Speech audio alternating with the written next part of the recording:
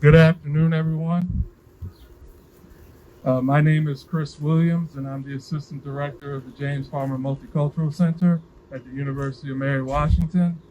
And I would like to welcome Mayor Greenlaw, Vice Mayor Fry, Delegate Joshua Cole, and esteemed guests, UMW professors, students, and city staff to the 60th commemoration of the Freedom Rides. Today we mark the day 60 years ago that the Freedom Rides started. Organized by the Congress of Racial Equality, CORE, with Dr. James Farmer as the co-founder and director. The first stop was here in Fredericksburg, not too far from where I stand. To tell us more about Dr. Farmer and the Freedom Rides, I would like to invite Dr. Aaron Devlin, Associate Professor of History and American Studies at the University of Mary Washington, to the podium.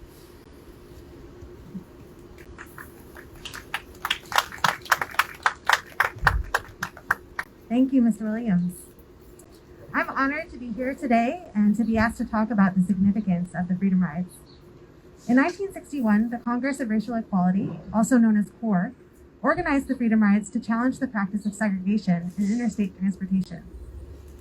The Supreme Court had already determined that segregation in interstate transportation was unconstitutional as a result of two cases coming out of Virginia.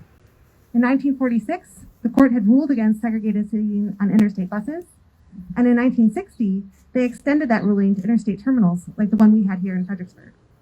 Yet, despite these decisions, little had changed along southern highways and byways.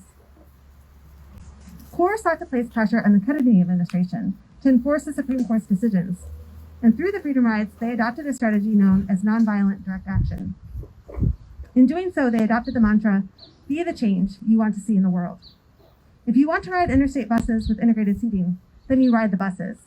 If you want to use restrooms or request lunch counter service at a terminal without racial restriction, then you do so.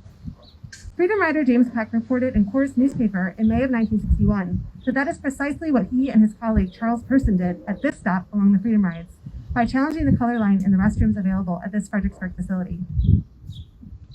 We should never forget that Fredericksburg was already familiar with this approach because local young people here had deployed a similar strategy the summer before as part of the broader sit-in movement, demanding equal service at lunch counters and places of business downtown. In organizing the Freedom Rides, CORE's director James Farmer once said it was his intent to put this strategy on wheels. Later in his life, Dr. Farmer taught courses on the civil rights movement as a distinguished professor of history and American studies at Mary Washington College, our University of Mary Washington today. And I would like to share with you some of his words recorded during a lecture with his students about why he thought the idea of putting the movement on wheels was important. In the Southern sit-in movement, he said, it was students who lived in a given town, like Fredericksburg, who were sitting in at the lunch counters in their town, and other people were supporting their efforts. But when people from outside of the town would go into the town and participate in this action, then the town fathers and the local papers would scream, "There are outside agitators coming in," and that was presumed to be bad. The concept was that only people who lived in a locality have the right to be concerned about what happens in that locality. And the assumption was that there was something wrong for people who didn't live there to involve themselves in the action. Well, in the Freedom Ride, we rejected that concept. We felt that any American citizen, wherever he lived in the country, had not only a right, but a duty to be concerned about injustice wherever he or she saw it, and had a right to go there and try to do something about it, to become personally, individually involved in the action. As we mark the 60th anniversary of the Freedom Riders' arrival here in Fredericksburg, I hope we can carry Dr. Farmer's words with us in our hearts, with gratitude for the bravery and determination of both local civil rights activists as well as the Freedom Riders, who ultimately put the movement on wheels through their participation in this national campaign. The Freedom Ride took them through Virginia and onward towards Alabama and Mississippi, where they encountered violence, arrest, and imprisonment, and compelled the federal government to issue new regulations governing interstate transportation. On this important day, I hope that we can also find the conviction to become personally, individually involved in the action, as Dr. Farmer said, and work to address injustice not only here in Fredericksburg, but wherever we may find it. Thank you.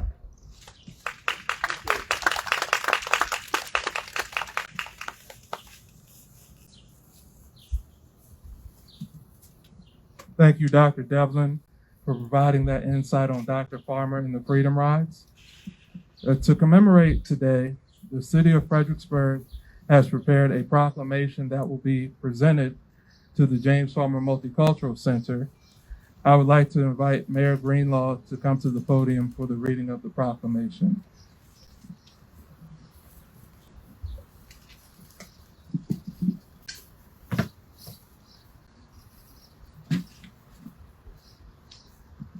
Thank you, Mr. Williams. I am truly humbled to stand here today in honor of this significant day 60 years ago. James Farmer was one of 400 Black and white Americans who risked their lives and inspired our country in 1961. He continues to inspire us today. We're very grateful to the University of Mary Washington and to the James Farmer Multicultural Center for their diligent efforts in planning to appropriately mark this historic location, and for helping to share this important piece of history for generations to come. As a community, we understand that history has been told only through a few perspectives, and that we carry the responsibility of telling the whole story, one that is representative of all of the voices in our history.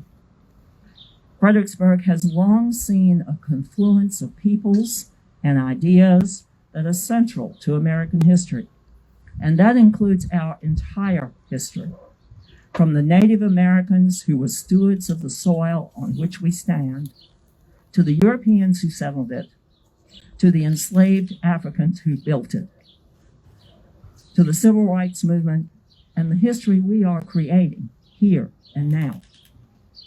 The revolutionary spirit that is Fredericksburg exists because of that rich confluence, and it continues today because of the ongoing efforts of our citizens, our educational institutions, our businesses, and our leadership.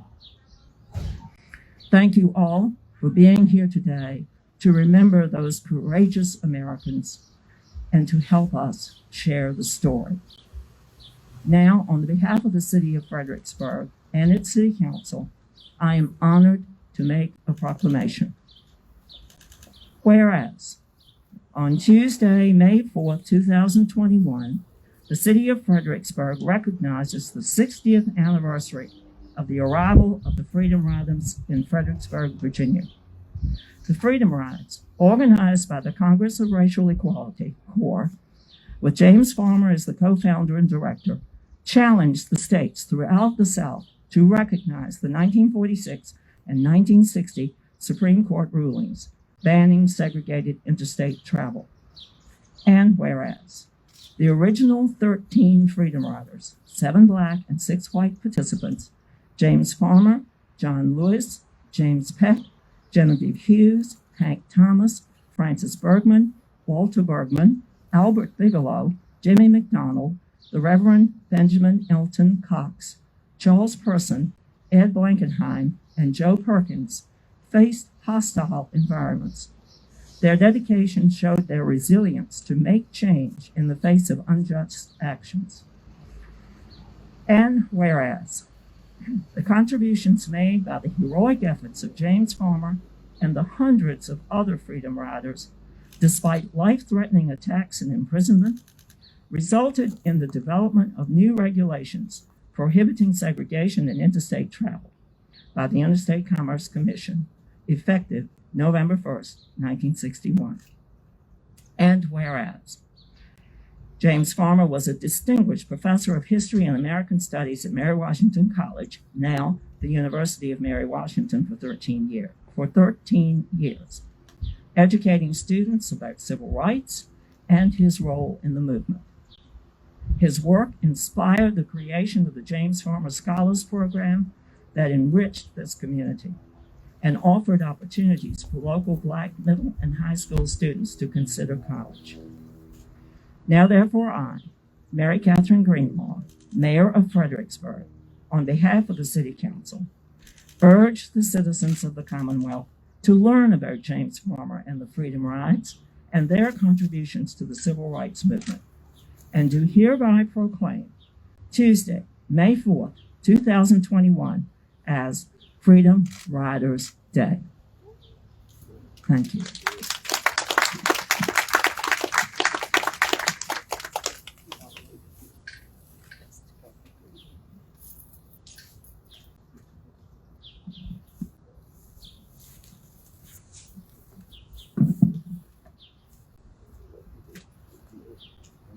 Thank you, Mayor Greenlaw. The James Farmer Multicultural Center is very much honored to have this proclamation. This will be displayed in the James Farmer Multicultural Center at the University of Mary Washington. In addition to the proclamation, we have the great honor of showing the public a new state historical marker that will be placed in front of the current Fredericksburg Fire Department, formerly the Fredericksburg Bus Depot, later this year. We will hold another event in November for the unveiling of the actual marker, which will be open to the public pending COVID regulations. Now I would like to introduce Dr. Christine Henry, Assistant Professor, Department of Historic Preservation at the University of Mary Washington.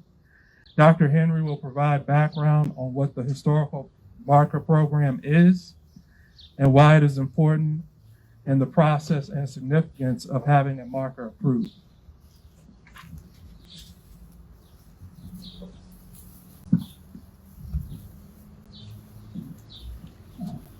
Well, thank you very much, Mr. Williams. I'm really honored to be able to be here and kind of set the context for what we are doing here today. It's a day actually to commemorate a number of firsts. So the Virginia State Highway Markers was actually the first such program in the country. And it started in 1927. And the idea was to capture all of the motorists who were traveling through up and down the coast to get them to stop, and perhaps to stop and see some of our historic sites and stop and see our cities. Now, interestingly, the program actually started with its first leg on Route 1, which in 1927 was right out here on Princess Anne. And so this is the very first site of where those markers were. This is not a program that was very prolific, but by 1930, they did have 700 markers all over the state. And at that point, only 3 of them were specifically dedicated to African American history. At this point today, we have over 2,500 of them in the state of Virginia, all along our highways. Hopefully many of you stop and see them whenever you encounter them. About 12% of them now are dedicated specifically to African American history. So as Mayor Greenlaw said, we still have work to do in order to acknowledge and broaden the story that we tell. But that's why we're here today, because we're going to unveil a brand new marker that contributes to that story here on Princess Anne, honoring Dr. Farmer and the first stop on the Freedom Rides.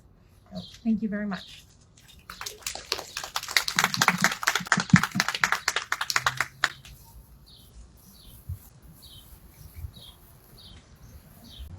Thank you, Dr. Henry, for that background. As with any project, there are costs associated with this project.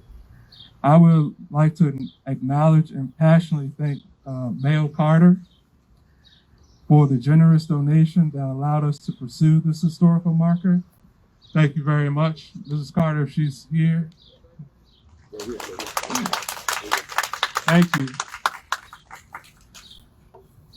Now, I would like to ask Vice Mayor Fry to join me at the podium to read the historical marker.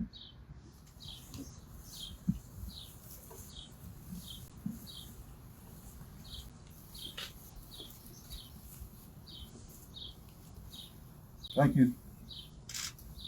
Thank you, Mr. Williams. And before I read the marker, I would like to say today is a big day for Fredericksburg, and also I would like to say this is what work looks like right here today. This is what work looks like, and you know there's a lot that goes into history, and the history that we've learned, the history that we've been taught, And we live in a day will tell the story itself.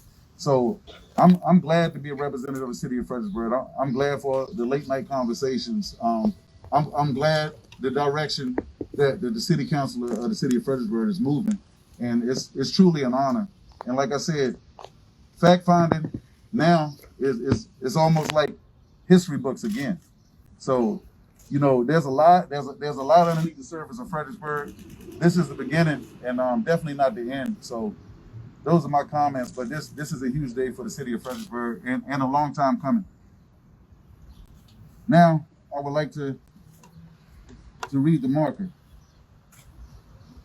as you all can see right here. All right. First stop of 1961 Freedom Rides. The Congress of Racial Equity, led by James Farmer, organized the Freedom Rides in 1961 to challenge racial segregation in interstate bus travel, which had persisted despite the U.S. Supreme Court decisions banning segregation in Seton, 1946, and the terminal facilities, 1960. After departing from Washington, D.C. on the morning of May 4th of all mornings, the Freedom Riders first stopped here at the Greyhound Bus Terminal, right here in this location, where the integrated restrooms and lunch counter without incident. As the riders traveled toward New Orleans, they encountered brutal resistance and arrest. Hundreds joined the campaign, promoting the Interstate Commerce Commission to issue new regulations enforcing desegregation. And that's exactly what our marker reads. If we could we just clap a lot for Fredericksburg today? Just take 5 seconds to clap.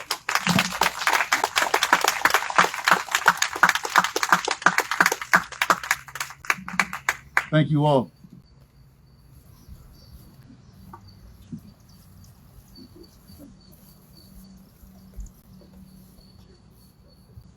I want to commend Fredericksburg City Council for making the telling of a more complete history of our diverse community, including the history and contributions of African Americans, as one of their priorities. Our hope is that will continue to be a priority for the foreseeable future. Delegate Joshua Cole and I have been in communication about the projects we have been working on, both with the City of Fredericksburg and with the James Farmer Multicultural Center. He is here today to say a few words. Delegate Cole.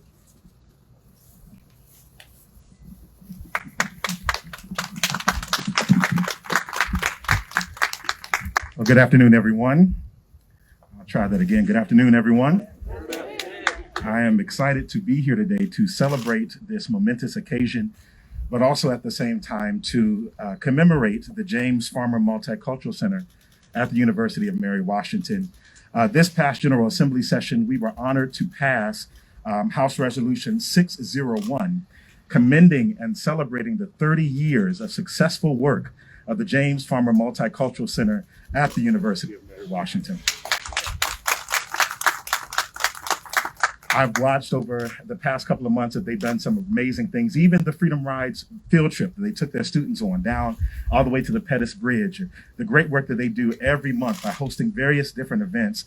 They truly are worthy of honor, and we're really excited about the opportunity that the students at UMW have been given. One of the quotes that Dr. Farmer stated that really blesses me, it says that courage, after all, is not being unafraid, but doing what needs to be done in spite of fear. And as we've witnessed what's been going on in the United States this year, truly, Chris and the leaders at the James Farmer Multicultural Center has been standing up with courage to do what is right in spite of facing fear. So we're honored to present to you today House Resolution 601 from the General Assembly.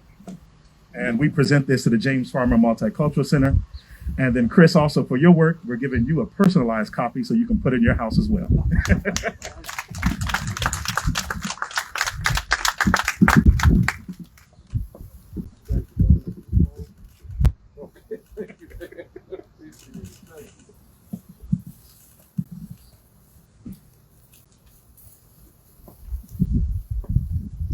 I have a lot of stuff to take back to the center today. You know, I want to go off the script a little bit. I just wanted to say thank you again to Mayor Greenlaw, Vice Mayor Fry, Delegate Cole, for these great gifts and presentations, to really acknowledging the work that we do as a center. It means a lot. And the center itself and the university, we want to continue to grow this relationship and nurture it with the city of Fredericksburg because it is critically important. In the last year alone, we have partnered with the city and provided information, photos, and quotes for wayside panels, worked with the city on this commemoration, the historical marker, and we are currently working on a civil rights trail. That project includes students from the University of Mary Washington who are studying historical preservation in the fall to provide the city with information, ideas, and points of importance for the trail. This spring, we were excited to have two students, Jessica Lynch and Sydney Baylor, who are here today. They're right over there. Can we give them a hand clap?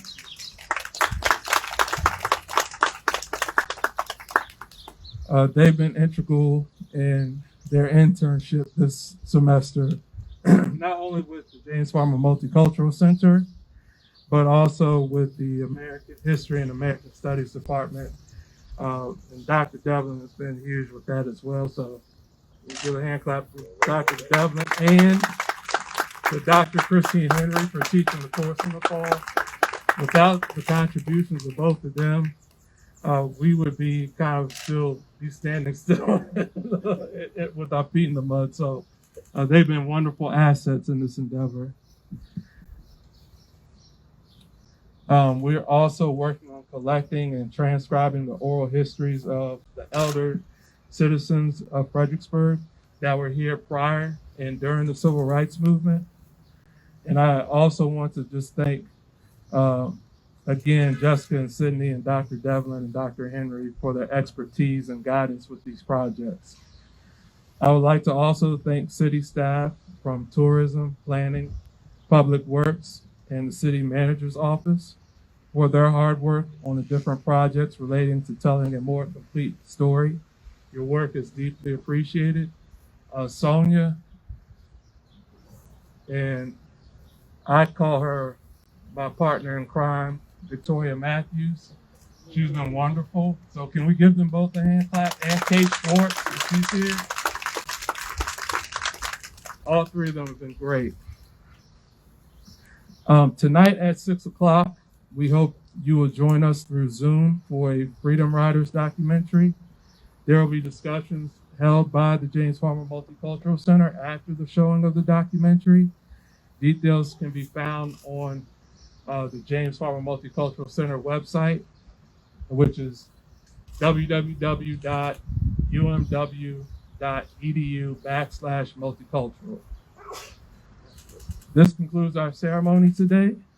Thank you all for coming, and I'm looking forward to the future.